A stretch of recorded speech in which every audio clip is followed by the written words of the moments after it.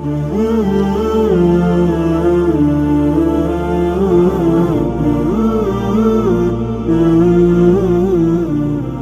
भी लफ्ज़ माँ जहन में आता है तो दिलो दिमाग में एक शफीक और निहायत प्यार करने वाली हस्ती का तस्वुर पैदा होता है।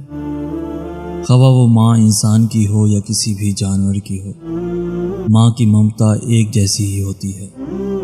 लेकिन पूरी दुनिया में सिर्फ एक ही माँ है जो सबसे मुख्तलिफ है, जिसकी ममता का अजीब ही अंदाज़ है।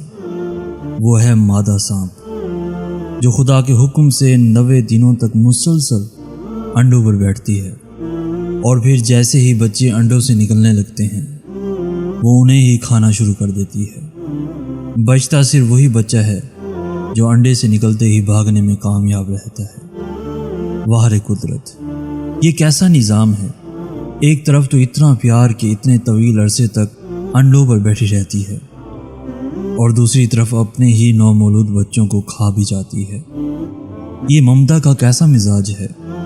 तो कुदरत की आवाज़ आएगी, अगर मादा सांप पैदा होते ही अपने बच्चों को ना खाए तो तुम्हारे गली मोहल्लों और घरों में हर तरफ सांप ही सांप होते जो तुम्हारा जीना मुहाल कर देते, जीना मुहाल कर देते।